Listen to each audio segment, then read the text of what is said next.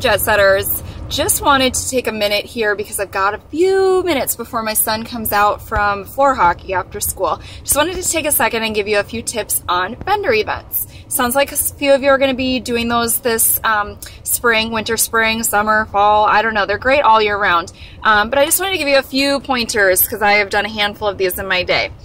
Number one tip, do not sit at the table. If you've got a table at your event, that's great. You want to have a place to display your product. However, if you sit behind that table, you are going to not be able to engage with the people that are walking by. How many times have you been to a vendor event and you've seen people sitting behind the table? They're probably reading a book, looking at their phone, whatever.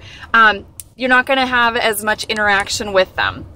So the key is at these events is really to get referrals for hostesses or for parties.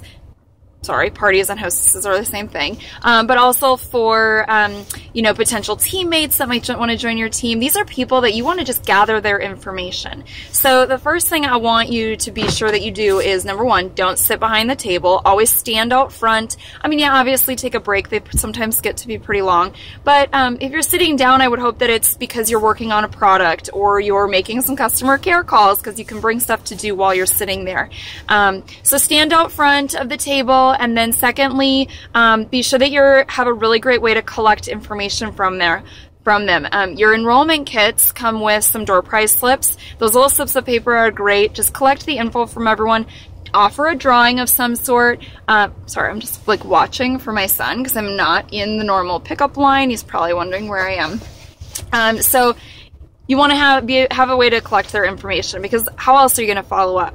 And that's the third thing, follow up. Follow-up is the most important piece of this. You have got to reach out to those individuals, and the magic window is like 24 to 48 hours. If you don't reach out to them and call those people who have dropped their name into your little bucket to try to win a prize, if you don't reach out to them right away, they're going to forget who you are. You can be like the most styling, like cute person in front of them, and they'll remember you 24 to 40 hours later. But if you wait a week, I mean, look at the number of things that you have on your plate. These people have no idea who you are after 48 hours. So be sure that you follow up. And what do you say? You follow up and you say, hey, you know, I'm so-and-so. I remember meeting you this weekend, and I remember you mentioning that you really loved some of those 31 cubes, but now is just not really the right time for you to purchase them. But hey, I want to let you know we have this special going on this month, so you can definitely get them at a discounted rate. Or what about gathering some friends together for a girls' night in and let me come and take an overhaul of your pantry and help you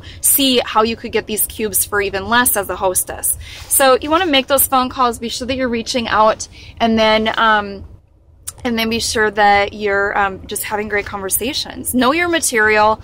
If you're brand new and you don't know the material just yet, then you may want to make little notes on note cards. I mean, I don't give a speech without practicing, so I would definitely practice at home too. What do you bring for your display? Okay, my son's coming outside, and now he's just standing on a mound of snow because he doesn't see me because I'm not in the right spot.